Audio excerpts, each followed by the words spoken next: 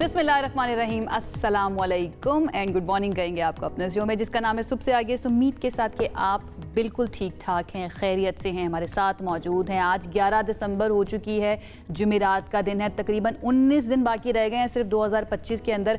19 दिन के अंदर भी जो करने वाले होते हैं वो बहुत कुछ कर जाते हैं। तो 11 महीनों के अंदर अगर आपने कुछ नहीं किया अपने लिए तो इन 19-20 दिनों के अंदर आप कर सकते हैं ताकि आपका इख्तिताम जो है 2025 का वो बहुत अच्छा हो। आप कैसी हैं?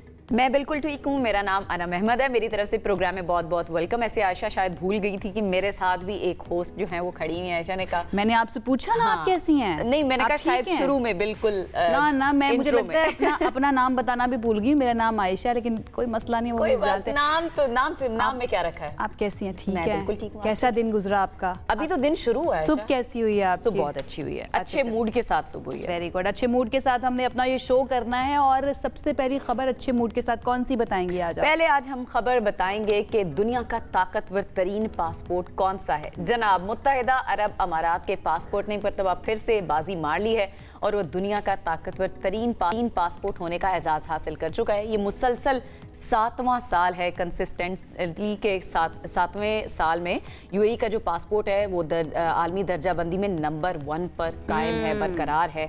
और आलमी रैंकिंग जारी करने वाली कंपनी आर्ट एंड कैपिटल के मुताबिक इस साल कई बड़े ममालिक जो हैं वो इस पोजीशन में उनकी कमी आई है, मगर कंसिस्टेंट रहा है मुत्तहिदा अरब अमारात बनता भी है। यूएई की तरफ से पिछले कई सालों के अंदर जितने काम किए गए हैं ना इन्वेस्टर्स को अट्रैक्ट करने के लिए, वहाँ पर ज़्यादा से ज़्यादा उन लोगों को लाने के लिए जो कि मिलियनेयर्स है। और ये भी आपको पता है, एक रिपोर्ट आई थी कि दुनिया के बड़े बड़े मिलियनेयर्स जो है ना, सिर्फ अमेरिका नहीं, सिर्फ यूरोप नहीं, बल्कि रशिया से भी यूएई की तरफ उन्होंने मूव किया है इनकी पॉलिसीज़ को देखते हुए। तो डेफिनेटली जब यहाँ पर इतना ज़्यादा ट्रस्ट नज़र आएगा पूरी दुनिया के इन्वेस्टर्स का, तो यहाँ की पासपोर्ट की कीमत जो है ना वो ऊपर की तरफ जाएगी। तो ये बनता है। इसके अंदर और भी बड़ी ममालिक है जिसके अंदर सिंगापुर भी शामिल है, जापान भी शामिल है, यूएई के साथ यूएसए जो है वो भी इसके अंदर शामिल है।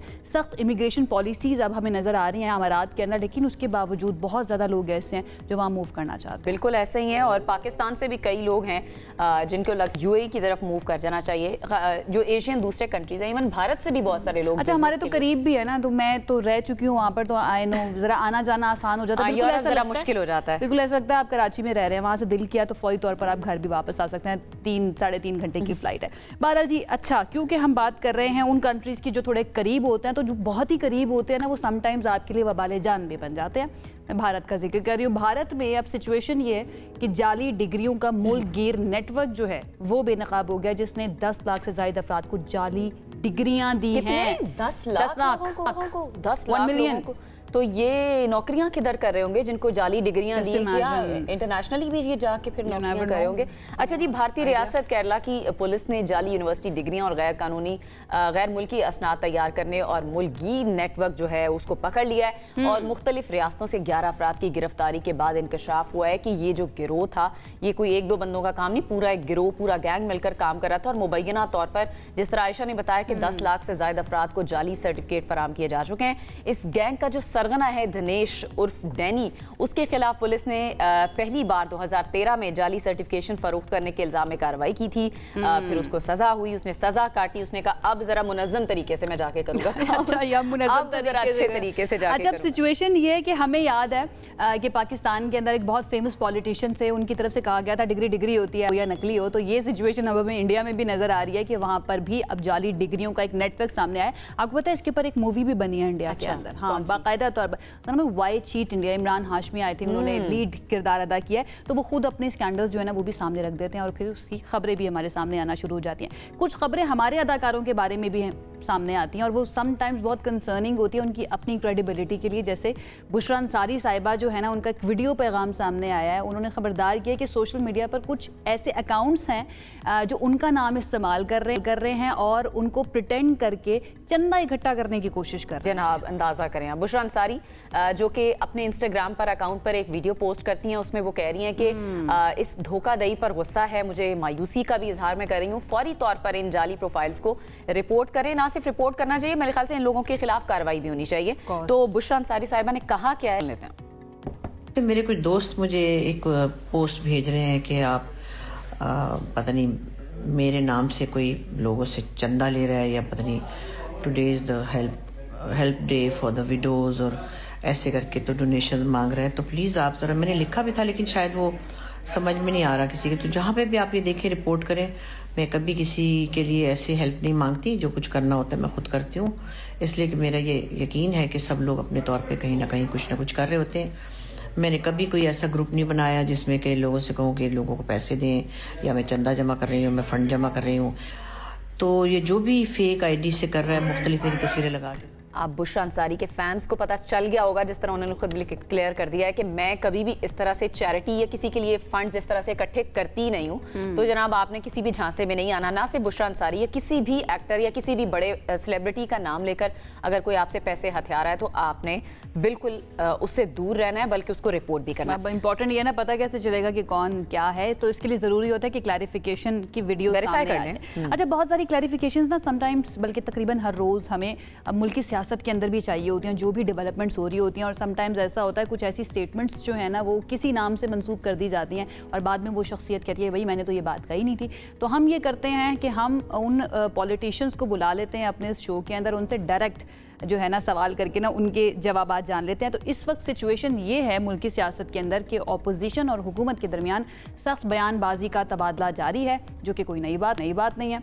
मैं यही कहने लगी कि कब नहीं होता। वज़ीर आज़म के मुशीर है राना सनाउल्लाह, उन्होंने कहा कि पाकिस्तान तहरीक इंसाफ को बार बार मुज़ाकरात का कहा, लेकिन सीनियर लीडरशिप ने जवाब दिया कि उन्हें बात करने की इजाज़त नहीं है। बानी पीटीआई भी बानी मुत्तहिदा वाले अंजाम की तरफ बढ़ रहे हैं। बानी पीटीआई सियासत नहीं महाज आराई कर रहे हैं। और अब कुछ ऐसी डेवलपमेंट सामने आई हैं ना, जिसके बारे में कहा जा रहा है कि शायद बानी पीटीआई को अडियाला से किसी दूसरे सूबे मुंतकिल किया जा सकता है, वहाँ की जेल में मुंतकिल किया जा सकता है। इसकी अब रीजंस क्या हैं, क्यों मुंतकिल होगी, इस पर भी हम बात करेंगे।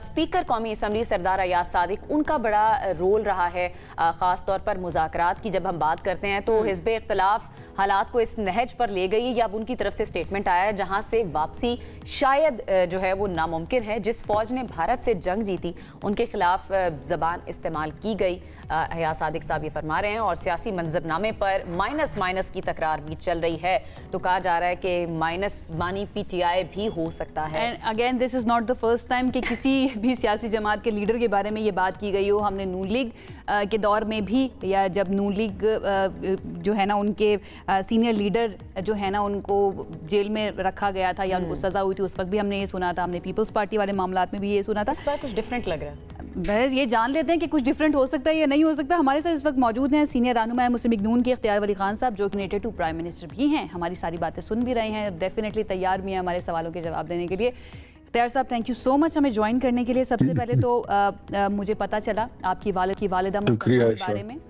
उनके लिए जो है ना बहुत सी ताज़ियत, अल्लाह ताला उनके दर्जात बुलंद करे और आसानी दे और आप लोगों को सब्र जो है ना वो भी अता करे। बहुत बहुत शुक्रिया इस टफ टाइम में हमें ज्वाइन करने के लिए। इख्तियार साहब, सबसे पहले तो मैं ये जानना चाहूँगी कि ये जो अभी बात की जा रही है, कौसर काज़मी साहब ने गालिबन ये बात की है कि बानी पीटीआई को शिफ्ट किया जा सकता है ये अडियाला से किसी दूसरे सूबे, इसके अंदर कितनी सच्चाई है? क्या वाकई में ये होने जा रहा है?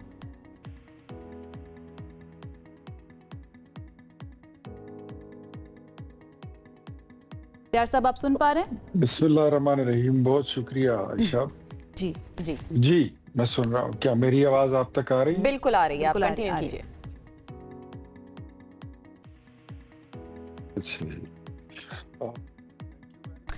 थोड़ा सा उनके फ्रेम और उनको शायद ऑडियो जाने में डिले आ रहा है, तो उनसे हम ज़रा दोबारा रब्ता करते हैं और पूछने की कोशिश करेंगे कि भाई बानी पीटीआई के बारे में जो खबरें गर्दिश कर रही हैं, क्या वो सच हैं, सच्चाई पर मबनी हैं, या फिर ये सिर्फ अफवाहें ही हैं। नॉर्मली ये होता है कि अफवाहें उड़ा दी जाती हैं जस्ट टेस्ट करने के लिए कि इस पर रिएक्शन किस तरह से आएगा। उन्होंने हमें ज्वाइन कर लिया, इख्तियार साहब ने, उनकी तरफ चलता है। जी इख्तियार साहब, आप सुन पा रहे हैं तो आप प्लीज़ कंटिन्यू कीजिएगा जवाब। जी, बिस्मिल्लाहिर्रहमानिर्रहीम। बहुत शुक्रिया Ayesha, thank you very much for your condolences. मेरी वालदा की वफात पे आपने ताज़ियत की, आपका मशकूर हूँ। यकीनन माओ का बिछड़ना ये वो सदमा है जिसको न सहा जा सकता है न बर्दाश्त किया जा सकता है, बस इससे इंसान को गुजरना ही पड़ता है। जिनके वफात हो गए अल्लाह उनको गरी के रहमत करे, जन्नत नसीब करे। जिनके वालिदैन जिंदा है अल्लाह उनको लंबी जिंदगी दे, आमीन। जहां तक आपने सवाल किया बानी पीटीआई को किसी दूसरी जगह पर इमरान खान साहब को शिफ्ट करने का, तो बात ऐसी है कि अडियाला रोड पर रहने वाले जो लोग हैं उनको भी जीने का हक है। एक तरफ हम सिर्फ बानी पीटीआई की बहनों की बात तो करते हैं, लेकिन वो हजारों बहनें जो उन घरों में रहती हैं, वो माएँ जो उन घरों में रहती हैं, जिनका जिस दिन इनकी मुलाकात का दिन होता है वहां पर उनका जीना दोबर हो जाता है। बच्चे स्कूल पहुंच नहीं पाते, स्कूल गए हों तो वापस घर नहीं आ पाते, एम्बुलेंसेस जो है वो रास्ते में स्टक हो जाती हैं, बीमार रुक जाते हैं।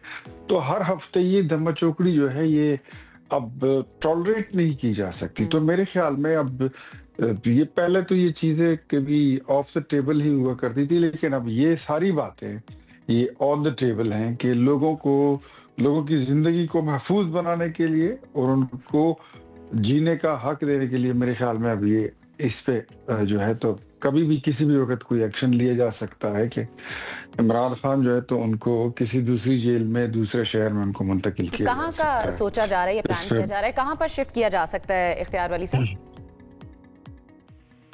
एनीवेयर इन पाकिस्तान, कोई भी जगह हो जहाँ महफूज हो, जहां पर उनकी मुलाकात भी हो, उनके फॉलोअर्स भी आना चाहे तो जरूर आ सकते हैं, लेकिन प्राइवेट लोगों के दीगर पाकिस्तानियों की जिंदगी में कोई ऐसी कोई खलल भी ना पड़े। तो वो कहीं भी हो सकता है, पाकिस्तान के किसी सूबे में भी हो सकता है, किसी शहर में भी हो सकता है। ठीक है, वैसे तो आप कह रहे हैं कि किसी भी वक्त ये लिया जा सकता है फैसला, लेकिन फिर भी कुछ आपके आइडिया में हो, कोई आइडिया कि कब तक किया जा सकता है ये फैसला किसी दूसरे सूबे में मुंतकिल किया जाए? ये जो इंटरनेट ना लगो रहे, अच्छा दूसरा ये मैं आपको बताऊं कि आइडिया जो है ना वो फिर ऐसा ही होता है कि वो फिर अनाउंस हो जाता है, मीडिया फिर उसको ऐसे ही लेता है। तो मेरे ख्याल में अभी बात को फिलहाल यहीं तक रहने देते हैं। ये तो थोड़ा सा बता दें, थोड़ा सा तो कोई हिंट दे के जाएं इख्तियार वली साहब। मेरे ख्याल में नए साल का सूरज जो है तो वो किसी नए जेल में ही जो है तो तुलू होगा। अच्छा, अच्छा चलें। अच्छा, ये जो बातें हो रही हैं, राना सनाउल्लाह साहब ने कहा है कि बानी पीटीआई माइनस होने जा रहे हैं, बिल्कुल वो उसी अंजाम की तरफ बढ़ रहे हैं जिस तरफ बानी एमक्यूएम गए थे। इस स्टेटमेंट से आप कितना अग्री करें, बानी पीटीआई माइनस होने जा रहे हैं? देखिए, किसी को माइनस करना जो है पॉलिटिकली ये कोई अच्छी बात भी नहीं होती, ये कोई अच्छा शगुन भी नहीं होता। लेकिन वो उर्दू का एक बड़ा अच्छा शेर है, उसका मिसरा मुझे याद आ रहा है कि उसे मैं कैसे बचाऊं जो डूबना चाहे।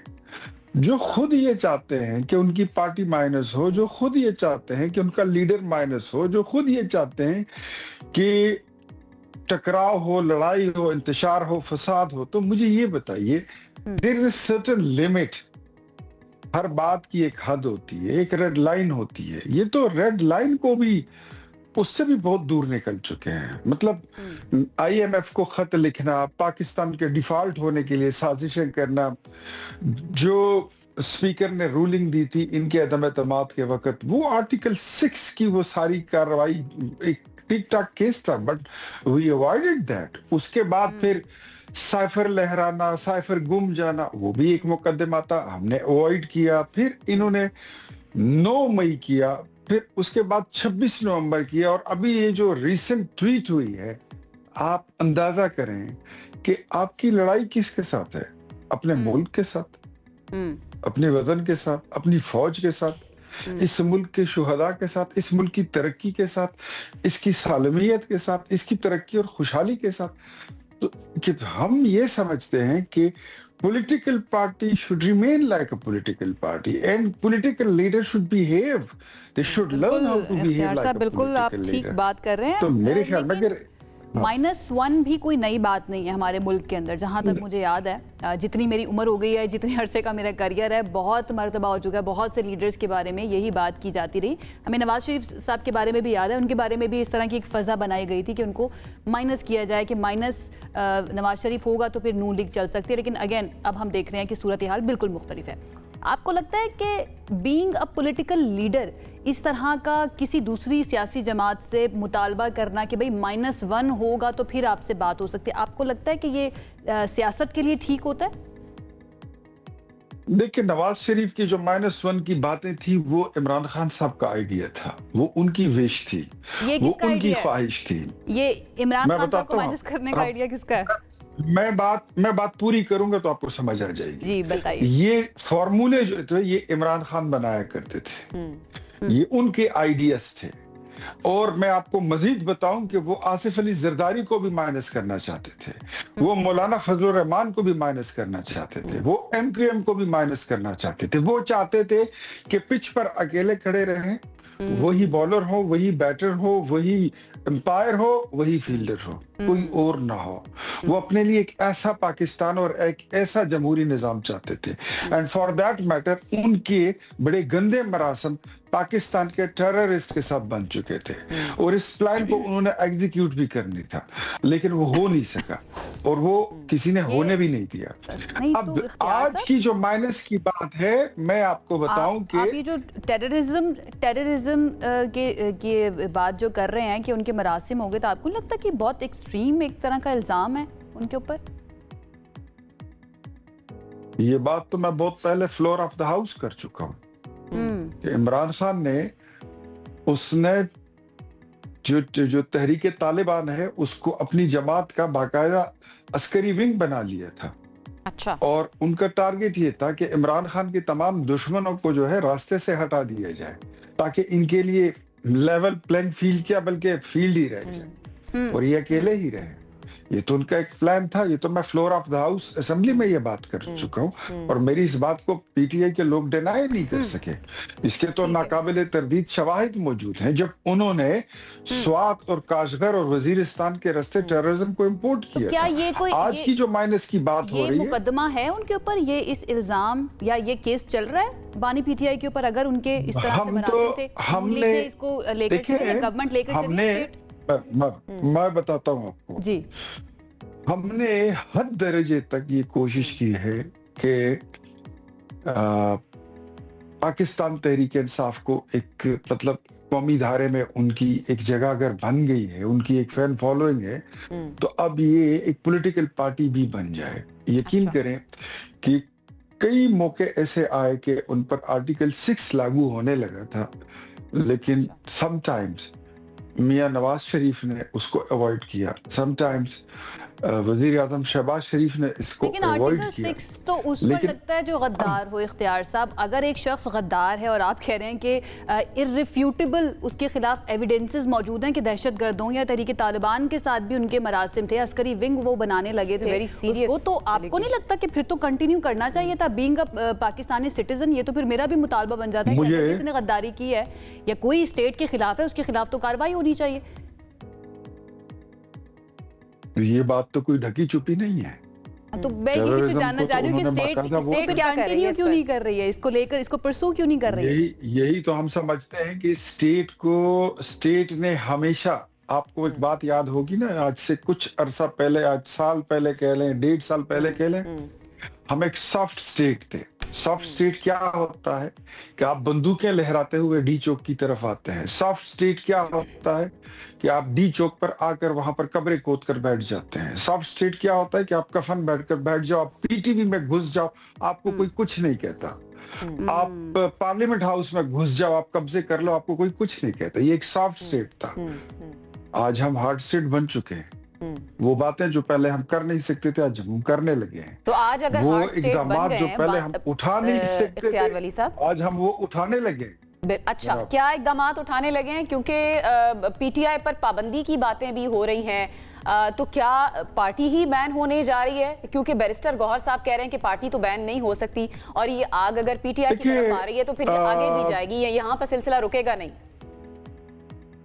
देखिए, मोर और लेस चीजें जो है ना, पार्टी बैन हो या इमरान खान बैन हो या जो है तो गवर्नर रूल की इम्पोजिशन है, इस सारी चीजों का इकट्ठा जो है जायजा लिया जा रहा है। And something will happen unusual, कुछ होगा। ये ऐसा नहीं है कि मतलब सिर्फ बात करने की नहीं है। जो पहले इनको सिर्फ डराया जाता था, धमकाया जाता था या इनको वार्न किया जाता था, वो सारी चीजें जो थी वो समझाने के लिए, बताने के लिए वो वक्त गुजर चुका। इख्तियार साहब, यही तो हम जानना चाह रहे हैं, क्या हो सकता है ये सरप्राइज सिर्फ पीटीआई के लिए ही होगा, आवाम के लिए भी होगा? थोड़ा सा कुछ तो बताइए। मेरे ख्याल में जाने न जाने गुल ही न जाने, बाग तो सारा जाने है। सबको पता है क्या होने जा रहा है और क्या हो रहा है, क्योंकि तहरीक इंसाफ की उसके जो रवैया है वो जमहूरी नहीं है, उनके जो टारगेट्स हैं वो डेमोक्रेटिक नहीं है। पर कल पाकिस्तान तहरीक इंसाफ की अपनी पार्लिमानी पार्टी का इजलास हुआ है और उनके अपने एमएनएज ने, मैं आपको ये अंदर की खबर दे रहा हूँ, उनके अपने एमएनएज ने कहा है कि we are not agree with Khan's policies. जो वो पॉलिसी अडॉप्ट कर रहे हैं, जो उनकी लैंग्वेज है, हम उसको बेयर नहीं कर सकते। इमरान खान के बयानिए का बोझ उठाना हमारे लिए मुश्किल हो गया है, बिकॉज अब ऐसे लगता है कि या आपको इमरान के साथ चलना होगा या आपको पाकिस्तान के साथ चलना होगा। उन्होंने अपनी पूरी पार्टी को इम्तिहान में डाल रखा है। तो इसका हल निकाला जाएगा और हल इसका निकल भी आएगा इंशाल्लाह। चले जी, हम इंतज़ार कर रहे हैं, लेट्स सी क्या डेवलपमेंट होती है पॉलिटिक्स के अंदर। बहुत बहुत शुक्रिया इख्तियार अली खान साहब, आपने मुश्किल वक्त के अंदर भी हमें और अपनी सारी राय जो है, जो भी सिचुएशन है उसके बारे में हमारे सवालों के जवाब भी दिए। तो ये सिचुएशन है जनाब, वो कहना है कि something is going to happen, तो इंतज़ार किया जाए। बहुत सारे मामलात का जायज़ा लिया जा रहा है, गवर्नर रूल पे भी गौर किया जा रहा है, पीटीआई को बैन करने पे भी गौर किया जा रहा है, फिर बानी की अडियाला जेल से मुंतकली पर भी गौर किया जा रहा है। अब इनमें से कौन सा फैसला होगा या सारे ही फैसले ये होने जा रहे हैं, ये अभी इसके लिए इंतजार करना पड़ेगा। बहरहाल जी, आगे बढ़ जाते हैं। एक दिलचस्प कल जो वाकया पेश आया उस पर जरा आपको बताते हैं। वैसे तो सोशल मीडिया पर बड़ा गर्दिश कर रहा है ये वीडियो भी। Chairman peoples party Bilawal Bhutto Zardari वो मीडिया से बात कर रहे थे, तो खातून से उनका ज़बरदस्त मुकालमा हुआ। वो नीचे खड़े हुए बात कर रहे थे और ज़ाहिर ऊपर वाली मंजिल पर एक खातून थी और उन्होंने ऊपर से कोई बात करनी शुरू की। बिलावल भुट्टो साहब ने ऊपर जब देखा है तो उन्होंने कहा आप सियासत की नहीं, आप हमारी बात करें। तो बिलावल भुट्टो ने जरा मुस्कुराते हुए कहा कि आपकी मैं क्या बात करूं। क्या कहा उन्होंने, जरा देखिए। लाहौर शहर में खड़े हैं और जिस तरीके से यहाँ लाहौर के आपकी बात अच्छा जिस अंदाज से यहाँ की सियासत की बातें मैं ना करूँ, आपकी क्या बातें करूँ? आप मुझे बताएं ना, आप बताएं क्या बात मैं करूँ? आपका मैं ठीक हूँ। आपकी बहुत शुक्रिया, आपकी दुआ की। He was being very candid. और ये बड़ा दिलचस्प होता है इस तरह की सिचुएशन देखना कि एक सियासी रहनुमा जो हमेशा बहुत सीरियसनेस के साथ गुफ्तगू करता है, उनसे कहा जाए कि भाई आप सियासत की बात ना करें। तो बिलावल वाकई भी बड़े क्यूट लगे कि मैं सियासत की बात ना करूं तो फिर मैं क्या बात करूं। तो ये इंटरेस्टिंग सा मुकालमा जो एक खातून और बिलावल के दरमियान हुआ, हमने सोचा आपके साथ शेयर करते हैं। अब हम जाते हैं एक ब्रेक की तरफ। ब्रेक से जब हम वापस आएंगे तो आज हमारे पास बहुत इंटरेस्टेड मेहमान होने वाले हैं, बहुत इंटरेस्टिंग टॉपिक्स होने वाले हैं, लेकिन अभी नहीं बताएंगे, एक ब्रेक के बाद बताएंगे। साथ रहिए।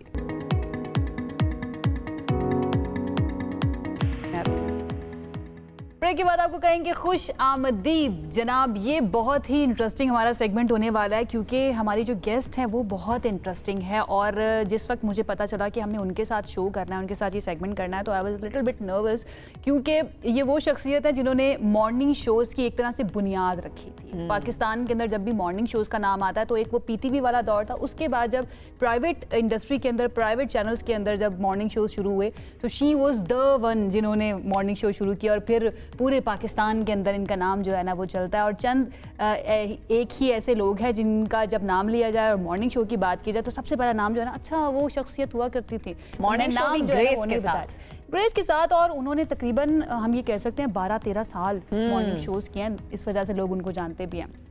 एंकरिंग से उन्होंने स्टार्ट किया, उसके बाद वो एक्टिंग में आई, उसके बाद मेडिकल का शोबा जो है ना उसके अंदर तो वो अपना नाम बनाती ही आई हैं, उसके साथ जुड़ी ही रही हैं। लेकिन एक ही शख्सियत के अंदर इतनी ज़्यादा तनव्वो, इतनी ज़्यादा हमें जब वर्सेटैलिटी नज़र आती है ना तो समटाइम्स हम भी सोचने पर मजबूर हो जाते हैं कि भाई किस चीज़ में इंस्पिरेशन लें उनसे। हम उनकी पढ़ाई के अंदर इंस्पिरेशन ले, टीवी के अंदर इंस्पिरेशन ले, एक्टिंग में लें। मुझे तो समझ नहीं आती कि मैनेज किस तरह करता है एक ही बंदा इतने सारे काम, इतने सारे माशाल्लाह बिजनेसेस, और मीडिया पर्सन भी हैं, आपको यहाँ पर भी अपीयरेंस देनी पड़ती है। मॉर्निंग शो ज़ाहिर है हमने बहुत कुछ सीखा है, हम देखते हुए आए। अब मैं ये अगर कहूँगी यहाँ बैठ के मैं बचपन से देखती हुई आई हूँ तो ज़रा अजीब हो जाएगा। उनसे पूछ लेते हैं। हमारे साथ none other than Shaista Lodhi साहिबा आज मौजूद हैं, उनको वेलकम करते हैं। अस्सलाम वालेकुम। वालेकुम अस्सलाम, गुड मॉर्निंग, कैसे हैं आप लोग? नहीं इस अंदाज में नहीं, उसी अंदाज में जिसमें आप मॉर्निंग शो करते हैं। अस्सलाम वालेकुम पाकिस्तान, क्या बात है, यही वाली एनर्जी जो है ना वो सुबह सवेरे चाहिए होती है। अच्छा, कैसा लगता है वैसे आपको जब कोई कहे मैं आपको बचपन से देखती हुई आ रही हूँ? मुझे बुरा नहीं लगता क्योंकि मैं कहती हूँ भाई मैं भी तो बच्ची थी लेकिन ऐसा नहीं है। ऑब्वियसली आप लोग जूनियर्स हैं और मुझसे मेरी क्या औकात आप सीखेंगे, लेकिन यू डूइंग नहीं we have learned a lot from you. मैं तो ये कह सकती हूँ। अच्छा ये बताइए, सबसे पहला सवाल, being a morning show host, मुझे तो तकरीबन 1 साल हुआ है करते हुए, लोग सबसे पहले ये पूछते हैं इतनी एनर्जी कहाँ से आती है सुबह सुबह? किसी का हमारा तो दिल ही नहीं कर रहा होता ना सुबह। आपके अंदर आज भी मैं देख रही हूँ कि उसी तरह की एनर्जी है जैसी 2006-7 में हुआ करती थी। क्या राज है? राज नहीं है, probably it's part of my personality. I am a very positive person. कल तक जो हुआ मैं सब भूल जाती हूँ, फिर मैं दोबारा नया दिन नई तरीके से शुरू करती हूँ। तो इसीलिए एंड बाय द वे ये सब कुछ मुझे मॉर्निंग शो ने सिखाया है। ये मेरी पर्सनैलिटी का हिस्सा है, क्योंकि जो कुछ आपके साथ है आप वो सुबह लाकर लोगों को नहीं दे सकते। आपको चेंज करना है अपने आप को भी, और आपको पता है कि बहुत सारी ख़वातीन और बहुत सारे लोग और बहुत सारे घरों में आप देखे जा रहे हैं, तो आप बिल्कुल ना ऐसा साउंड कर सकते हैं जिसमें मायूसी हो, ना कोई ऐसी बात कर सकते हैं जिसमें नेगेटिविटी हो। तो ये तो एक बहुत ही अमेजिंग रिस्पॉन्सिबिलिटी है जो अल्लाह ताला, ये ब्लेसिंग है जो डालता है आपके ऊपर। शाइस्ता, आपको कैसा फील हो रहा है अपने आप को देखकर? वो बिल्कुल वैसे ही जो आप 5 साल पहले अपनी तस्वीरें देखते हैं ना और आप कहते हैं कितने स्टूपिड थे यार हम लोग। नहीं, लेकिन माशाल्लाह आप अभी भी मतलब जितना आपने अच्छा मेंटेन किया हुआ है, हमें तो लग ही नहीं रहा कि ये इतने साल पुरानी फुटेज हम दिखा रहे हैं। मेरा अपना ख्याल है कि हम ग्रूम खुद होते हैं। आप देखें बहुत हर बंदे के साथ है ये। हम पुरानी पिक्चर्स अपनी देखते हैं, हम कहते हैं ये कैसे थे, ये क्या कर लिया, ये क्या मेकअप, क्या कपड़े, क्या मेकअप, क्या कपड़े। और आज हम अपने अम्मा अब्बा की जब तस्वीरें देखते हैं, आपके अम्मा अब्बा की तो ब्लैक एंड व्हाइट नहीं होंगी, मेरे अम्मा अब्बा की ब्लैक एंड व्हाइट है, तो मैं अपनी अम्मा के ऊपर हंसती हूँ कि ये क्या पहनती थी आप यार। नहीं, मुझे मेरी अम्मा की तस्वीरें याद है, वो जो बेल बॉटम्स, वो छोटी शर्ट जो हमें नहीं पहनने देती, साड़ियाँ, और ओह माय गॉड जो फैशन दोबारा आया, क्यों नहीं है। अच्छा, हमारे ऊपर तो अम्मा जो है ना वो डेफिनेटली आप पे भी की होंगी, हमारे ऊपर भी बहुत किया है, लेकिन शायद ये जो इवॉल्व होने की हम बात कर रहे हैं, अपीयरेंस में तो नज़र आ रहा है डेफिनेटली, लेकिन एज अ पर्सन इवॉल्व, आपको लगता है कि आप एज अ पर्सन भी इवॉल्व हुई हैं? जिस तरह से मीडिया चेंज हुआ उसी तरह से आपके अंदर भी तब्दीली आई? बहुत बहुत ज़्यादा। ये, और मुझे लगता है कि ये तो एक ज़िंदगी का साइन है ना, इवॉल्व होना आपका अपना। The only constant thing in life is change. True, change आप अपना, आपकी सोल भी अंदर से चीज़ें तब्दील हो रही होती हैं, और आपको एक डेस्टिनेशन पे पहुंचना होता है, और वो आपको अल्लाह ताला मुख्तलिफ चीज़ों से गुजारते हुए पहुंचाता है। तो वो आप बहुत कुछ उस रास्ते में सोचते हैं, देखते हैं, कुछ लूज़ करते हैं, लेकिन आपको पता है, आपने कभी देखा है सितारा, कभी एस्ट्रोनॉट्स की लाइफ देखें अगर आप, तो उनकी जो शटल्स होती हैं वो तेज़ी से जा रही होती हैं, लेकिन उसके साथ साथ वो कुछ चीज़ें नीचे भी छोड़ रही होती हैं जो नीचे गिर रही होती हैं। जब आप वो लोग या वो चीज़ें जो आपकी ज़िंदगी से चली जाती हैं ना, आप उनको वो समझा करें, बिकॉज आपकी मंजिल वो है और वो आपका साथ नहीं दे सकता वहाँ जाना। ये फिलॉसफी जो है ना, ये मुझे लगता है कि हर किसी को उस तरह से समझ नहीं आती। हमारे उस्ताद अहमद जावेद साहब वो ये बात करते हैं कि मंजिल जुज़ है, सफ़र कुल है। सफ़र में रहना बहुत ज़्यादा ज़रूरी है। जहाँ पर आप ये समझें कि बस सफ़र तमाम हुआ, वहाँ पे आप यूर डेड, बिल्कुल, चाहे आप जिंदा हैं, आप चलती फिरती लाश होंगे। अच्छा, बहरहाल हम बिल्कुल सीरियस बातें नहीं करेंगे, हमने अच्छी बातें भी करनी है शाइस्ता के साथ। शाइस्ता, आपने MBBS किया, देन आपने एक बहुत बड़ा डिसीजन लिया कि आपको मीडिया ज्वाइन करना है। ये कैसे हुआ? मेरा अभी ख़त्म नहीं हुआ था सिलसिला MBBS का। अच्छा। तो मैंने उससे पहले मीडिया ज्वाइन कर लिया था। अच्छा। हाँ, और फिर मैं मीडिया करती गई, फिर साथ में सिलसिला आगे भी बढ़ता गया, थोड़ी बहुत बीच में छोड़ देती थी, फिर पढ़ाई कर लेती थी, इस तरह का सिलसिला रहा। और फिर बस उसके बाद मीडिया को काफ़ी साल जब दे दिए मैंने, तो फिर मैंने ख़ुद भी सोचा, और मेरी फैमिली का हमेशा ये पुश रहता था, क्योंकि हमारी मैं ये नहीं कह रही कि कुछ बेसिकली शायद लोगों के और रीज़न होती होगी। मैं ना कोई बहुत ज़्यादा अपने आप को क्रिएटिव समझती थी, ना टैलेंटेड, मैं ऐसा कुछ सीन नहीं है, बहुत ही एवरेज किस्म की खातून हूँ। तो मैंने जो ज़रूरत थी उसको पूरा किया। उस वक्त ज़रूरत ये थी कि मुझे बच्चे थे, स्कूल जाना था, घर था, बहुत सारी चीज़ें थी। तो आई थॉट कि ये इस वक्त मुझे मीडिया कर लेती हूँ, क्योंकि उसमें पैसे बहुत लुक्रेटिव और अट्रैक्टिव थे।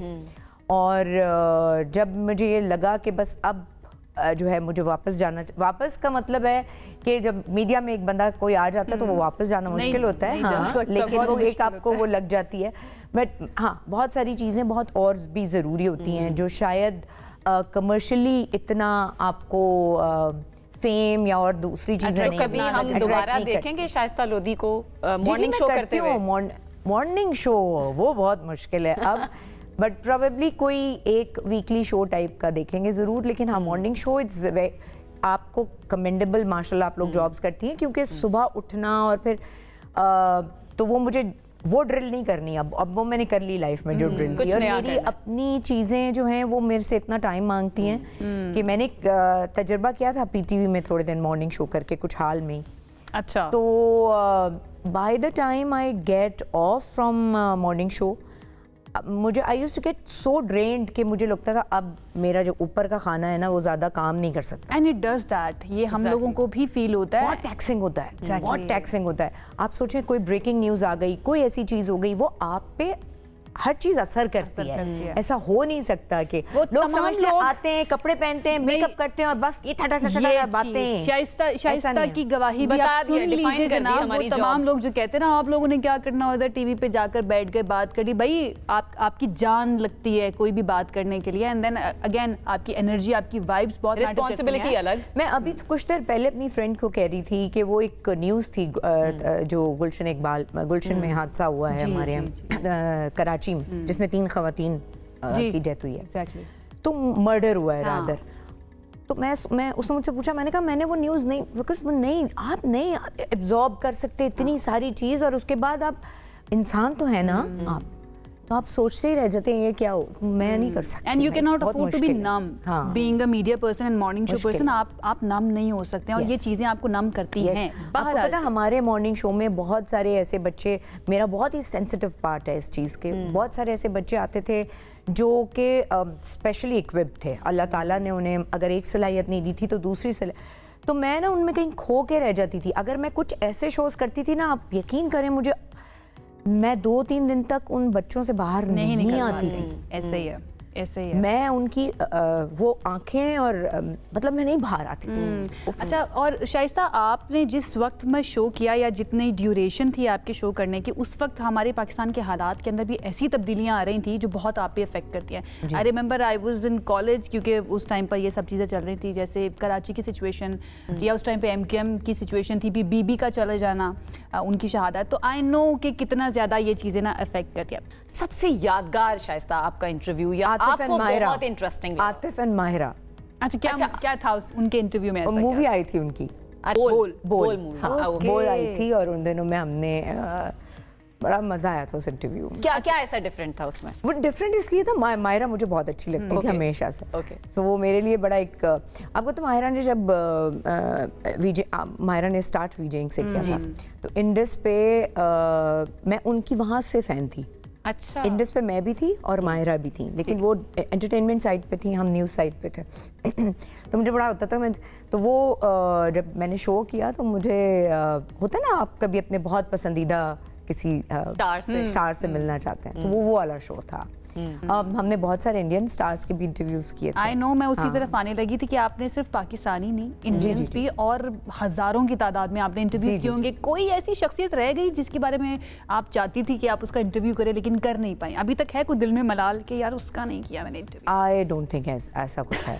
मुझे कोई नहीं रहता ऐसा, का कर लिया था, देख लिया था, मिल लिए थे, तो बड़ा अच्छा। बॉलीवुड स्टार्स में से किसके साथ करने में सबसे ज्यादा मजा आया? शाहरुख के साथ भी किया है? शाहरुख खान एंड काजोल। मजा आया उनके साथ? कैसी पर्सनैलिटीज उनकी आपको लगी जो हम पर्दे पे देखते हैं, स्क्रीन पे देखते हैं, वैसी ही? आई थिंक उनके बारे में जो वो कहते हैं ना कि वो चामर हैं, वो एक्चुअली चामर हैं। अच्छा, मैं उनकी कोई बहुत फैन नहीं थी, लेकिन जब मैंने इंटरव्यू लिया तो उसके बाद मैं उनकी फैन हो गई, क्योंकि वो इतनी आपको रिस्पेक्ट देते हैं, इतने, तो मैं तो वो बिल्कुल सही कहते हैं कि ख़वातीन शाहरुख खान से बहुत ज़्यादा इम्प्रेस इसलिए होती हैं कि the way he deals with them, बहुत, तो मेरा तो बहुत अच्छे एक्सपीरियंस है। अभी जो हम बात कर रहे हैं बॉलीवुड स्टार्स की, हम खुल के यहाँ पर बात कर सकते हैं, जिसको हमने प्रेज करना होता है हम कर सकते हैं बीइंग पाकिस्तानी। लेकिन अभी जो हालात थोड़े से चेंज होंगे, मैं चाहूँगी आप उस पर भी थोड़ा सा कमेंट करें। आप क्या फील करती हैं? अब वहाँ पर हमारी मूवीज़, हमारे स्टार्स, हर चीज़ बैन हो चुकी है और जो माहौल बन चुका है, अभी कितना माहौल आपको तब्दील होता हुआ नजर आ रहा है? हाँ, तब ऑब्वियसली ये चीज़ें तो हैं जो कि एक आर्टिस्ट को अच्छी नहीं भी लगती, लेकिन जब बात आती है अपनी नेशनलिज्म की, तो फिर कोई फ़ैन कोई और चीज़ नहीं रहती। जब पाकिस्तान है तो फिर पाकिस्तान है। आप जिस तरह से दूसरे लोग अपनी कंट्रीज़ के साथ, उसी तरह से हमारा प्यार, बल्कि शायद हम तो बहुत ज़्यादा इमोशनल कौम हैं, तो फिर लेकिन मुझे लगता है चीज़ें बेहतर होनी चाहिए। वो दोनों मुल्कों के लिए भी बेहतर है, लेकिन ये जो हाँ, जब बात आती है कि अपने कौम के तहफ़्फ़ुज़ की, अपनी रिस्पेक्ट की, अपनी डिग्निटी की, अपनी फोर्सेस की, तो फिर उसके आगे कुछ भी नहीं, उसके आगे कुछ भी नहीं होता। अच्छा, क्योंकि आपका ताल्लुक एस्थेटिक्स से भी है, इस फील्ड से भी है, तो इसके ऊपर मुझे बात करनी है आपसे, क्योंकि इस्लामाबाद के अंदर भी आप शाइस्ता लोधी साहिबा जो है ना, वो ये वाली सर्विसेज और उनके थ्रू ये सर्विसेज हमें यहाँ पर नज़र आएंगे। तो तमाम लोग जो मुस्तफ़ीद होना चाहते हैं वो डेफिनेटली हो सकते हैं। लेकिन उससे पहले एक लाइव कॉलर हमारे साथ हैं, रुखसार हैं इस्लामाबाद से। उनसे ज़रा जानते हैं कि वो क्या पूछना चाहेंगी शाइस्ता से। अस्सलाम वालेकुम रुखसार। वालेकुम अस्सलाम जनाब, रुखसार बात कर रही हूँ इस्लामाबाद से। जी रुखसार इस्लामाबाद से, क्या सवाल है आपका? मुझे एक्चुअली मैं शाइस्ता को बहुत टाइम से देखती आ रही हूँ, अक्सर शो से वो बता रही होती हैं। मेरी बहुत सारी ऐसे दोस्तें हैं, रिश्तेदार हैं जो इस्लामाबाद में नहीं रहती हैं, वो सब कराची में और हैदराबाद साइड पे रहती हैं, तो वो उनके लिए ज़्यादा इजी होता है कि वो आराम से इनके क्लिनिक्स पे जाके ट्रीटमेंट्स ले रही होती हैं, मुझे बता रही होती हैं कि हमने आज ये करवाया, हमने वो करवाया। तो काश इस्लामाबाद में भी होता, बट अभी आपने अनाउंस किया है कि इस्लामाबाद में, तो मुझे ये पूछना था कि इस्लामाबाद में कहाँ ओपन हो रहा है ऐसा कोई एस्थेटिक क्लिनिक जहाँ पर मैं भी जा सकूँ? ठीक है, ठीक है, लोकेशन भी बता दें और पूरा नाम भी बता दें। SLD एस्थेटिक क्लिनिक, और हमारी ये 6th ब्रांच है, जो क्योंकि हमारी लाहौर में भी हैं, कराची में भी 4 ब्रांचेस हैं, हम अब फैसलाबाद भी हैं, लेकिन जो हमने इस्लामाबाद की जो लोकेशन है हमारी वो F7 है ना, 7 है ना यार, ये मैं हमेशा बहुत ही कंफ्यूजिंग है, दो हम इतने महीनों से यहाँ आ गए हैं, लेकिन वो मुझे इतना एड्रेसेस में बहुत मसले होते हैं, मेरी डायरेक्शंस बहुत ही बुरी हैं। हालांकि जो सिचुएशन है F7 राइट, F7 हमें अभी तक जो पता लगा है वो F7 ही है। हाँ, नहीं आपको सही पता चला होगा।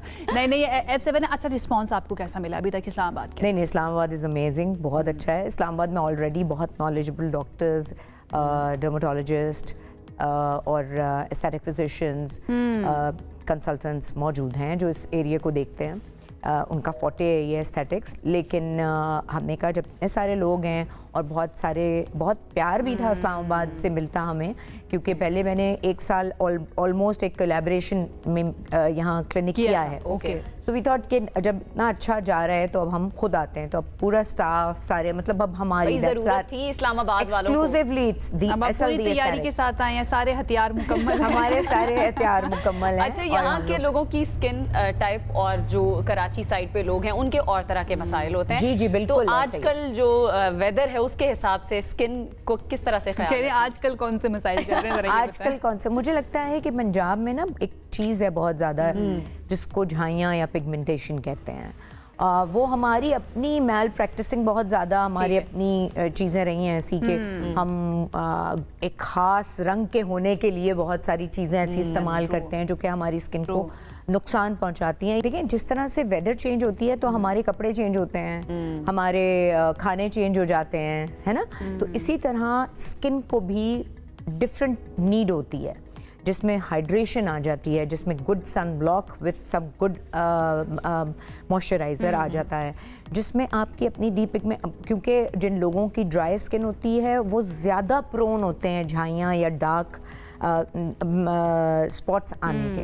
सो इसलिए बेहतर है कि आप अपनी इन दिनों में, और अगर इतनी ड्राई स्किन है टॉपिकल एप्लीकेशंस तो ज़रूर कीजिए, लेकिन इसके साथ साथ बहुत सारे ट्रीटमेंट्स ऐसे अवेलेबल हैं जो हाइड्रेशन आपकी डीप पेनिट्रेशन कर दें। कौन से ट्रीटमेंट से बताएं? अच्छा, उसमें तो इंजेक्टेबल्स हैं, कुछ बहुत बेहतर फेशियल्स भी होती हैं जो आपकी स्किन को क्लीन कर देते हैं, कुछ माइक्रो नीडलिंग के ज़रिए कुछ चीज़ें होती हैं जो हम स्किन पे एब्जॉर्ब करवाते हैं।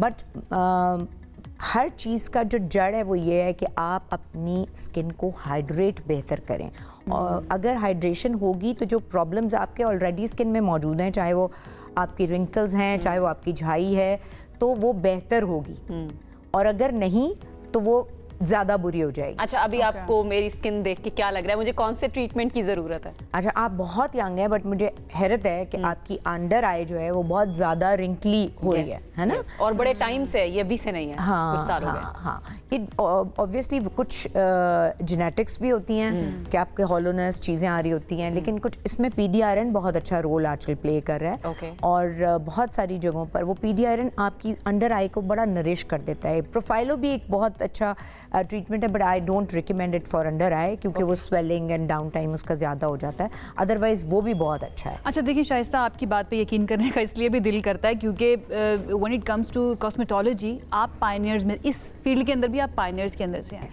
अभी हमें तो जगह जगह गली मोहल्लों में छोटे छोटे क्लिनिक्स नज़र आ रहे हैं, वो हर तरह के ट्रीटमेंट्स ऑफर कर रहे हैं।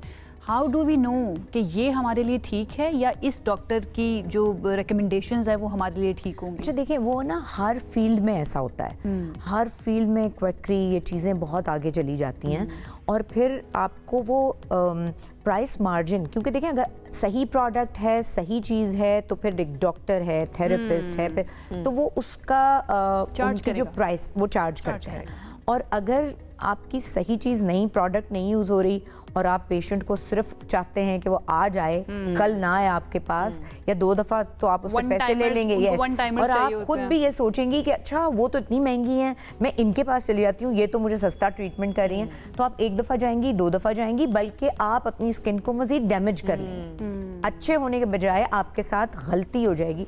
तो इससे बेहतर है कि आप किसी सही जगह पे जाएं, जहां आप 1 दफ़ा जाएं, महीने में 1 दफ़ा जाएं, 3 महीने में 1 दफ़ा जाएं, मगर आपको नुकसान ना हो, अच्छी जगह पे जाएं। Yes. So that आपकी स्किन, आपके बाल, आप इस चीज़ को रोक नहीं सकते, ना हुकूमत रोक सकती है, आप ये, क्योंकि हमारे यहाँ सिस्टम ऐसा है, आप इस चीज़ को जितना रेगुलेशंस बना लें, आप इस चीज़ को नहीं रोक सकते कि आप हर गली कूचे मोहल्ले में खुल रही है क्लिनिक, PRP 2000 रुपए की हो रही है या 5000 रुपए की हो रही है, और हम कह रहे हैं कैसे हो रही है भाई, और लिटा के PRP हो रही है, और इतनी बुरी तरीके से लेजर हेयर रिमूवल हो रहा है, पता नहीं कौन सी मशीन जिसमें से प्रोबेबली सफाई सुथराई का ख्याल रखा जा रहा है, नहीं रखा जा रहा, क्योंकि ट्रेंड लोग नहीं है ना, पीछे सर्टिफाइड लोग नहीं है जो मशीन को चला रहे हैं, मशीन सस्ती हैं, तो वो ये भी एक बहुत बड़ा प्रॉब्लम है। एक आम बंदा कैसे चेक कर सकता है कि ये वाला क्लिनिक जो है वो बेहतर ट्रीट कर रहा है, हाइजीन का ख्याल रख रहा है, कैसे पता लगेगा? क्या प्राइस ही एक वाहिद जरिया जिससे पता चलेगा? बिल्कुल भी नहीं, तजर्बा। हाँ,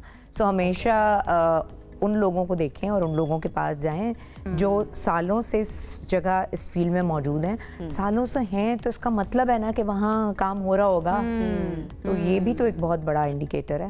बिल्कुल ठीक है। In the end anything you want to say to your audience और व्यूअर जो राइट नाउ आपको देख रहे हैं? नहीं, मुझे बड़ा अच्छा लगता है मॉर्निंग शो में आके, ख़ास तौर पर अपनी उन ख़वातीन जो जिनसे मेरा ताल्लुक मेरे हर ब्रांड्स के साथ तो रहता ही है, लेकिन टीवी पे जो है, बस मुझे सिर्फ यही कहना होता है आप जैसी लड़कियों से कि ड्रीम ज़रूर देखें, उसको चेज़ भी ज़रूर करें, और छोटी मोटी हर्डल्स अगर आपके हर एक की लाइफ में, मेरी लाइफ में कोई अभी तक भी कोई आसानी नहीं है और ना किसी और की और ना आपकी लाइफ में होगी, लेकिन ये तो मैं और आप है ना, जो ये हमारी हिम्मतें हैं जो इन सारी हर्डल्स को बहुत छोटा कर देती हैं। सबकी ज़िंदगी में प्रॉब्लम्स होती हैं और रहती हैं, प्रॉब्लम्स कहीं भी नहीं जाएंगी, लेकिन आपने जो सोचा हुआ है कि आपने वहाँ जाना है, तो फिर आपने वहाँ जाना है यार, फिर तो कोई दो राय हो ही नहीं सकती, फिर आपको कोई नहीं रोक सकता। वंस आपने सोच लिया, वो एक डायलॉग भी है ना, एक मर्तबा मैं कमिटमेंट कर लूँ तो फिर मैं अपनी भी नहीं सुनता। बहुत शुक्रिया शाइस्ता। कमिटमेंट अपने आप से करें, बाकी लोगों से छोड़ें वो बहुत जरूरी है। Shaista, thank you so much, बहुत शुक्रिया, बहुत अच्छा लगा आपसे बात करके। आई होप आप यहाँ पर अब आई हैं इस्लामाबाद, तो यहाँ पर भी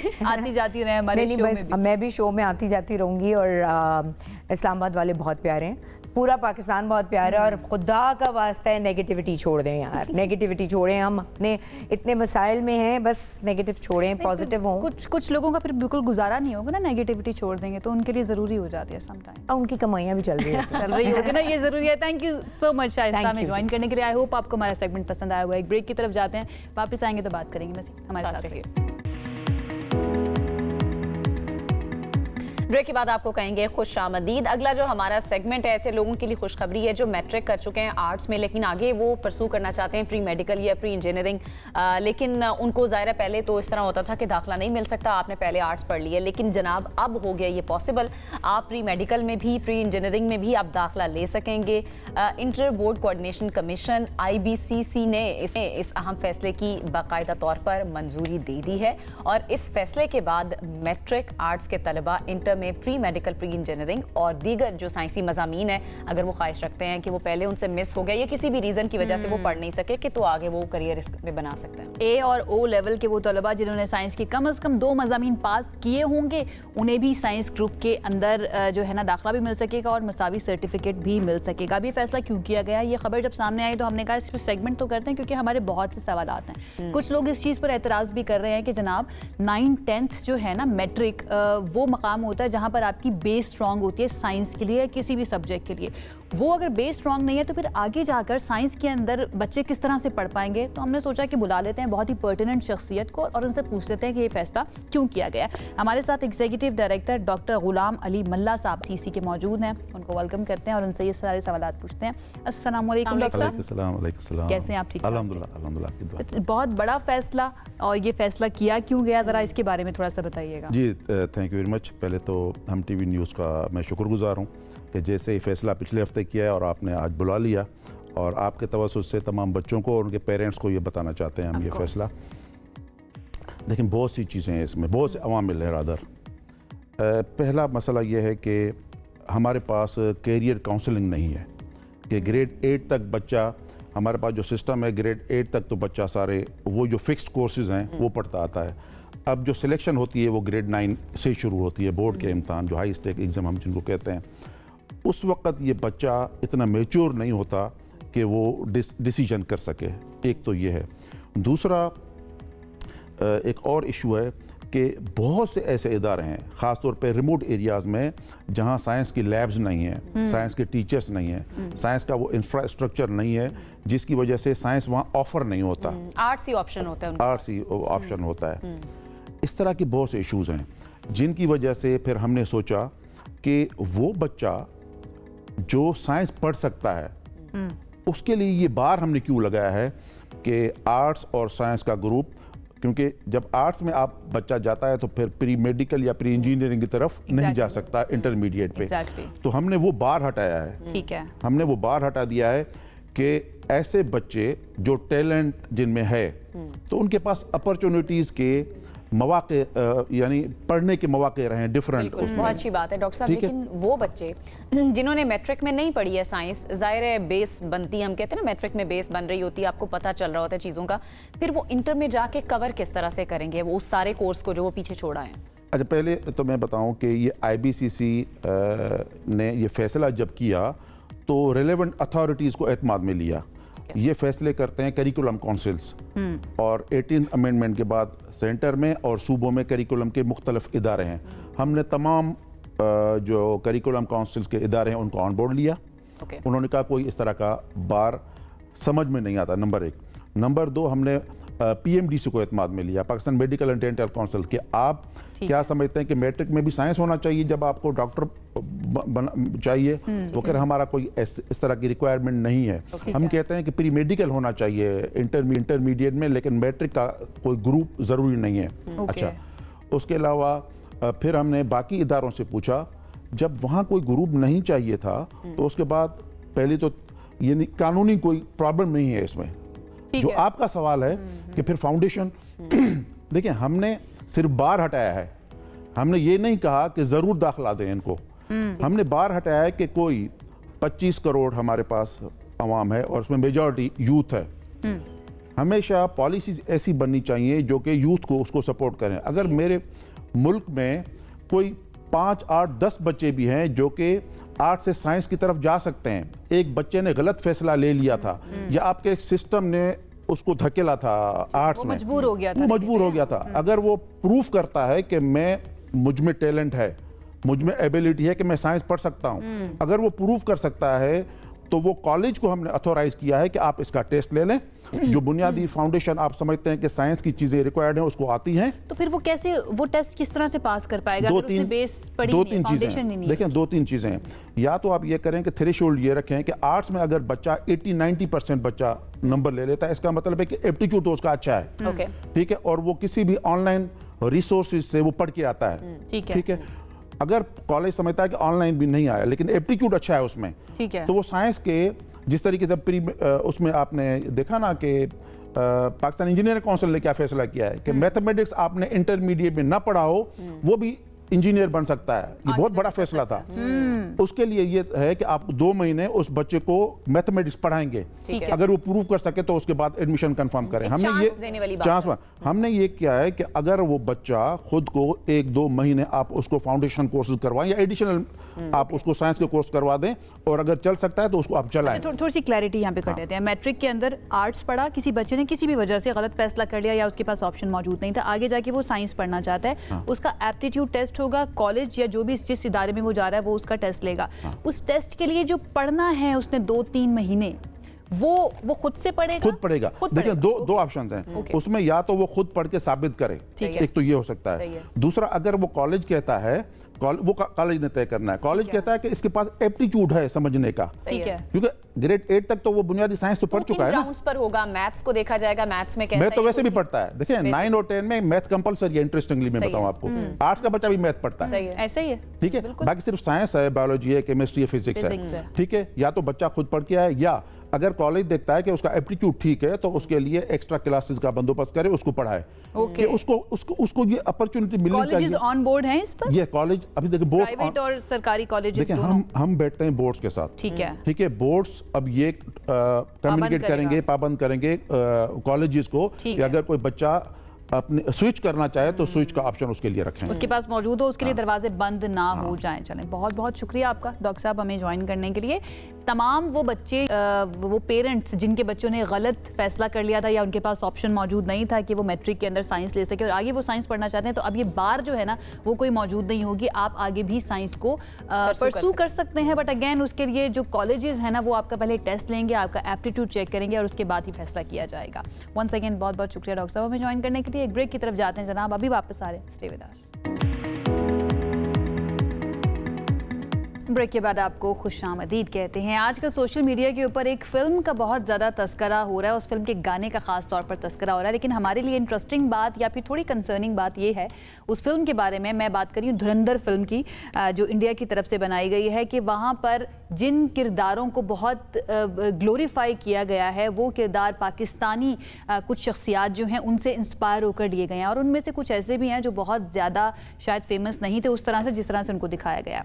प्रोपेगेंडा है भारत की तरफ से, और ये प्रोपेगेंडा पाकिस्तान के अगेंस्ट है, जैसे हमेशा होता आया है, चाहे वो उनकी न्यूज़ मीडिया की इंडस्ट्री हो और या एंटरटेनमेंट की इंडस्ट्री हो। चौधरी असलम शहीद का किरदार जिस तरह से पोर्ट्रे किया गया है इस फिल्म के अंदर, उसके ऊपर बहुत ज़्यादा सवालात उठाए गए हैं, और उनकी वाइफ जो हैं चौधरी असलम की अहलिया नौरीन साहिबा, उन्होंने कहा है कि ये गुमराह कुन है, हकीकत के बिल्कुल बरक्स इसको करार दिया गया, और साथ ये भी उनकी तरफ से कहा गया है कि ये पाकिस्तान पीपल्स पार्टी या सिंध गवर्नमेंट को इसके ऊपर एक्शन लेना चाहिए, इस पर बात करनी चाहिए कि गलत पोर्ट्रे बिल्कुल ऐसा ही है। संजय दत्त ये रोल प्ले कर रहे हैं, और उसमें एक और किरदार है रहमान डकैत का, उसको एक हीरो के तौर पर दिखाया जा रहा है, बल्कि ट्रेलर में लियारी का जो जलसा, बेनज़ीर भुट्टो की तस्वीर दिखाई जा रही हैं, मुंबई ताज होटल हमले को जश्न मनाने जैसे मनाजिर के साथ दिखाया गया है, जिसने बहुत सारे सवालात खड़े कर दिए हैं। चौधरी असलम शहीद की जो अहलियां हैं वो साफ तौर पर ये बात वाज़ेह कर चुकी हैं कि स्ट्रीट क्राइम और दहशतगर्दी के खिलाफ उनके शौहर की पूरी जिद्दोजहद को तोड़ मरोड़ पेश किया गया है, और सिंध हुकूमत और पीपल्स पार्टी की इस पर वाज़ेह इस पर मौक़िफ़ देना भी चाहिए, मौक़िफ़ लेंगे। इसमें क्लैरिफाई करना बहुत ज़्यादा ज़रूरी है। रहमान डकैत जो है ना वो नाम से ही जाहिर है कि वो रहमान डकैत था, और वो पाकिस्तान के अंदर एक हीरो के तौर पर मशहूर नहीं था। दूसरी तरफ चौधरी असलम शहीद साहब जो हैं वो एक हीरो के तौर पर पाकिस्तान में जाने जाते थे, क्योंकि उन्होंने कराची के अंदर दहशतगर्दों का भी सफाया किया और साथ ही साथ स्ट्रीट क्रिमिनल्स जो थे ना उनके साथ भी दो हाथ किए थे। तो अभी हमारे साथ मौजूद हैं चौधरी असलम शहीद साहब की बेवा हैं नौरीन चौधरी असलम साहिबा, उनकी तरफ चलते हैं और उनसे इस बारे में ज़रा बात करते हैं। नौरीन साहिबा, थैंक यू सो मच हमें ज्वाइन करने के लिए। सबसे पहले जब भी किसी अपने की बात की जाती है, अगर वो गुजर चुका है, तो हमेशा बहुत ही यादें उनके साथ वाबस्ता होती हैं, लेकिन वो यादें अच्छी ज़िंदगी और अच्छी उन इमोशंस के बारे में हो जो आपने खुशी खुशी गुजारे हैं तो वो ठीक है, लेकिन इस तरह से पोर्ट्रे किया जाना किसी ऐसी शख्सियत का डेफिनेटली बहुत ही तकलीफ देह होगा। आपने जब ये ट्रेलर देखा क्या महसूस किया? जी, पुरानी यादें तो नहीं होती, यादें तो सदा बाहर रहती है मेरे साथ हर 15 मिनट के अंदर। के अंदर सिर्फ वो ये बता रहे हैं कि चौधरी असलम एक जिन की हैसियत रखता है जिसके आगे कोई टिक नहीं सकता। और दूसरा ये गलती दिखा दी कि Chaudhry Aslam bullet proof jacket में, चौधरी ने कभी बुलेट प्रूफ जैकेट यूज नहीं किया। बाकी मैं किसी एक्टर के खिलाफ कभी भी नहीं होती, वो स्क्रिप्ट पढ़कर एक्टिंग करते हैं। नौरीन साहिबा, फिर ये चीजें बताती है ना कि कोई होमवर्क किया ही नहीं गया फिल्म को बनाने से पहले, उस कैरेक्टर के बारे में कोई इन्फॉर्मेशन ही कलेक्ट नहीं की गई। किसी ने आपसे राब्ता किया जब ये फिल्म बनाई जा रही थी? उनके किरदार किस तरह का था, किस तरह की पर्सनैलिटी थी चौधरी असलम की? किसी ने राब्ता करके जानने की कोशिश की? और अगर राब्ता किया जाता, अगर नहीं किया, तो फिर आप क्या मशवरा देती? देखिए, आज से जब 11 साल पहले पुरानी बात बता रही हूँ, चौधरी की शहादत के कुछ टाइम के बाद की बात है। वफाक से कॉल आई थी मुझे, एक सेनेटर साहब थे कि सलमान खान ने कहा कि मुझे चौधरी असलम पे मूवी बनानी है, पर मैं कहते हैं ना जज्बा मट्टी के साथ, और हीरो पाकिस्तान का हो तो फिल्म पाकिस्तान बनाए, ये मेरी ख्वाहिश थी उस वक्त। और चौधरी असलम गाए बगाए अक्सर कभी कभार मूड में होते तो ये बात किया करते थे, एक वक्त आएगा मुझ पे मूवियां बनेगी। मैंने करेक्टर प्ले किए, हिस्ट्री से कोई नहीं मिटा पाएगा। ये बात तय है कि चौधरी असलम तारीख रकम कर चुका है दलेरी के मैदान में। और चौधरी असलम ने कभी बम प्रूफ जैकेट का यूज नहीं किया और मुझसे राब्ता नहीं किया। यहाँ पे जितने भी क्राइम रिपोर्टर्स हो गए जो असलम के साथ चले, या डिपार्टमेंट सिंध पुलिस के हवाले से बात करूं, किसी से कोई राब्ता नहीं किया। लगी बदी उन्होंने खुद एक मूवी। और ये जो आप बात कर रही है ना नौरीन साहिबा कि उन्होंने कभी बुलेट प्रूफ जैकेट नहीं पहनी थी, और जिस वक्त उनकी शहादत की गई, आई रिमेंबर मैं न्यूज़ कर रही थी और उस वक्त ये खबर आई कि चौधरी असलम साहब जो है ना उनको शहीद कर दिया गया, वो भी बहुत ही दर्दनाक माहौल था। खैर, इसके अलावा भी बहुत सारे किरदार ऐसे हैं पाकिस्तान के जिसमें उस मूवी में जो दिखाए गए हैं। रहमान डकैत का किरदार, उसको बड़ा ग्लोरीफाई किया गया, बड़ा चढ़ाकर उसको दिखाया गया है। ये कितना ज़्यादा ख़तरनाक होता है किसी भी मुआशरे के बारे में कोई गलत तासुर देने के लिए? इतने जोगा नहीं था जिस तरह बना डाला। exactly. अगर बनाते तो वजीरिस्तान वालों को डालते ना, मैं खुलेआम कह रही हूँ, जिसमें इंटरनेशनल मार्केट के भी डर है। ठीक है, ये हमारी कराची का रोल है, इतना बड़ा रोल नहीं है। चौधरी ने इसको कोई अपने दिमाग पे सवार नहीं किया कि मेरे लिए रहमान अहम है। सिर्फ जब भाग गया था बाउद्दीन बाबर साहब से, शहीद हो गया वो, ये उनकी कस्टडी में रखा। चौधरी असलम ने अपने आप को अरेस्ट करवा दिया और उसके बेसमेंट से ये निकल गया। 6-7 बंदे थे, चौधरी साहब 6-7 दिन घर पे नहीं थे, वो बड़ी बीमारी की हालत में उस जगह बैठे रहे। मैंने कहा घर मत आना, यही चांस है आपके पास, क्योंकि चौधरी असलम पे इन्होंने दाग लगाया कि चौधरी असलम ने 10 करोड़ खा लिया। चौधरी कभी बिकता नहीं है, अगर बिकता तो आज जिंदा भी होता। बिल्कुल आप सही कह रही हैं। अच्छा नौरीन साहिबा, एक और इंसिडेंट जो कि मुंबई ताज होटल अटैक था, इस फिल्म में, इसके ट्रेलर में ये दिखाया गया है कि उस चीज को यहाँ पर सेलिब्रेट किया जा रहा है, जो कि बिल्कुल गलत है और प्रोपेगेंडा है, जिस तरह आपने खुद भी शुरू में बात की है। उस पर आप क्या कहेंगी? वहाँ के जो सिस्टम में है, जो हुकूमत है, वो कभी भी पाकिस्तान के साथ मुखलिस नहीं हो सकती और पाकिस्तान को कभी भी क्लियर नहीं दिखा सकती। पाकिस्तान हमेशा इंतजार करता है। मिशन संदूर देख ले, इसके ऊपर मैंने 8,500-9 हजार हम लोगों ने 14 अगस्त को एक ट्रिब्यूट अपने आर्मी जनरल को पेश किया कि जज्बात अवाम के ये थे हमारे भी इस मुल्क और इस मिट्टी के साथ। और आज भी अगर ये बात करते हैं ना, तो बॉर्डरों पे जाकर देखें सूरत हाल कितनी कशीद है, और सबसे आगे इस वक्त आर्मी ने टेक ओवर करती है और लोग सारे सुकून से सोते हैं। चंद लोग हमारे लोग अंदर हैं जो गलत बयानी करते हैं, सियासत के मैदान में भी है, मगर हकीकी जिंदगी में अगर देखें ना तो शहीद वहां पे भी है। और इस बात की मुझे बड़ी हैरत है कि उसको एक कैरेक्टर के ऊपर डाल दिया। चौधरी ने तो हर वो मिशन सक्सेसफुल किया जहां पे पीछे हट जाते हैं लोग, प्रोग्राम मतलब डिपार्टमेंट पीछे होता है कि चौधरी को बुलाता है जी आप ये काम करें। अच्छा, हिस्ट्री को डिस्टॉर्ट करना जो है ना, ये भारत के लिए कोई नई बात नहीं है। हमेशा से तारीख को मस्क करता आया और जो फैक्ट्स या हकाइक होते हैं उनको अपने मुताबिक बदलता हुआ हमें नज़र आता है। लेकिन डेफिनेटली वो उनकी इंडस्ट्री है और उसके अंदर वो काम कर रहे हैं। तो हमारी गवर्नमेंट क्या कर सकती है, सिंध गवर्नमेंट क्या कर सकती है, ये भी हम जानने की कोशिश करेंगे। लेकिन नौरीन साहिबा, इस मूवी के अंदर जो ट्रेलर हमने देखा है, जो चौधरी असलम का किरदार है संजय दत्त, उनको एक कॉल आती है। उस कॉल के बारे में हमने बड़ी कहानियां सुनी हुई हैं, जरा उसके बारे में बताएं। हाँ, वो कॉल इन्होंने, मुझे नहीं मालूम, मैंने फिल्म देखी नहीं। जो कॉल आती है, 2 कॉलें बड़ी हैं। अच्छा, ऐसे तो हजारों हो सकती हैं, पर जिनका जो 2-4 चीजों का मुझे पता है। एक, मैं हॉस्पिटल में होती हूँ, ये सीन रियल है। ठीक है। एक रात का पैर है, आधी रात का, टापू का पीछे इलाका है, आगे जयाउद्दीन है। चौधरी मेरे पास आता है रात, एक बंदे के साथ, गनमैन के साथ ही, ड्राइवर, और ट्रेस हो जाता है। अच्छा, खड़े खड़े वहां मेरा ड्रिप चल रहा होता है। डॉक्टर उसको कहते हैं कि चौधरी साहब थोड़ा सा अब हल्का हाथ रखें, आखिर लेडी है, बीपी 240 है इसका, उसको स्टमक पेन भी बहुत शदीद है, तो जो राइजिंग और ड्रिपें चल रही हैं, स्पीड में आता है। मेरा ड्रिप तोड़ता है, उठो, जैसे एक बंदे को घसीटता ही बोले। मैंने कहा इंसान बने, लोग देख रहे क्या समझेंगे, आप कैसे आदमी। बोला गाड़ी में बैठे, और गेट के ऊपर जब हम निकलते हैं, मेरी नजर पड़ती है, एक बंदा होता है ब्लू वर्दी में, गार्ड है, बाबा। इसके अलावा मैंने कोई बंदा नहीं देखा। वो इनको सलूट करता है, ये पहली बार किसी को सलूट का जवाब नहीं देता। अच्छा, मतलब इतना मेरी वजह से डिप्रेस हो जाता कि मैंने, और इनको निकल, हॉस्पिटल में अगर बम ब्लास्ट हो जाता, कितने लोगों की जान जाती। एक चौधरी तो मैं ही तो नहीं है ना, और भी तो दुनिया है वहां। ये बात मुझे 8 महीने बाद पता चलती है कि कहानी ये थी, पीछे पता चल चुका था। वो तैयार से 3 मिनट का गेम बाकी था हम लोग। बहरहाल, जब अल्लाह बचाता है, तूफानों से भी निकालता है। जब मेरा घर बम ब्लास्ट हुआ, अभी ये सीन भी देखना ना, संजय दत्त का घर बम ब्लास्ट होता है, बच्चों की क्या कंडीशन होती है, बीवी क्या कहती है कि चौधरी आज बता देना कि तू एक मर्द है। बोला आप मेरे लेकिन साथ वो खड़ी, सीन मैंने पता कहा, नहीं इसमें होगा या नहीं, क्योंकि ट्रेलर जो है वो तो बिल्कुल ही प्रोपेगेंडा हमें लग रहा है। अच्छा नौरीन साहिबा, अगर आपको मौका मिलता है या आपसे इंफॉर्मेशन ली जाती है, आप क्या चाहेंगी कि चौधरी असलम साहब की जिंदगी के बारे में कोई फिल्म बनाई जाए या उनके मिशन को अक्सबंद किया जाए, तो वो किस तरह से हो? बॉडी देख कर आई 3 मिनट, तो मैंने कहा ये लब कप कपाए नहीं है अभी, सिर्फ खुदा ने फैसला किया अपने शहीद के हक में। दुश्मनों को इतनी ताकत नहीं है, गोलियां भी तो चलती रही, चौधरी को कितनों ने मार लिया। ये उसका मिशन था कि पाक करो धरती को नासूरों से। वो करके गया, अपने 80% कराची क्लियर की है उसने।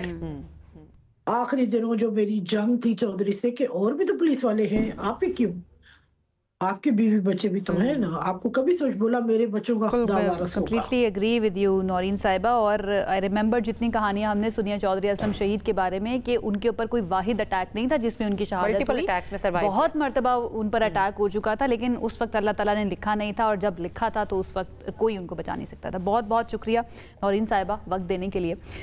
एक और मुतालबा जो अब नौरीन साहिबा या पाकिस्तान के लोग कर रहे हैं, वो सिंध गवर्नमेंट से बहुत ज़्यादा कर रहे हैं, क्योंकि इस फिल्म की झलकियों में नज़र आता है कि जिस वक्त रहमान डकैत या उनका किरदार अदा करने वाला एक्टर जो है, जब वो जलसे से खिताब कर रहा है, तो पीछे बेनज़ीर भुट्टो साहिबा जो है उनकी तस्वीर लगी हुई है, और उसके अंदर कुछ जो नाम इस्तेमाल किए गए हैं वो पीपल्स पार्टी से जुड़े हुए हैं। तो पीपल्स पार्टी क्या सोच रही है और सिंध गवर्नमेंट क्या इरादा रखती है इस बारे में कोई आवाज़ उठाने का, ये जान लेते हैं।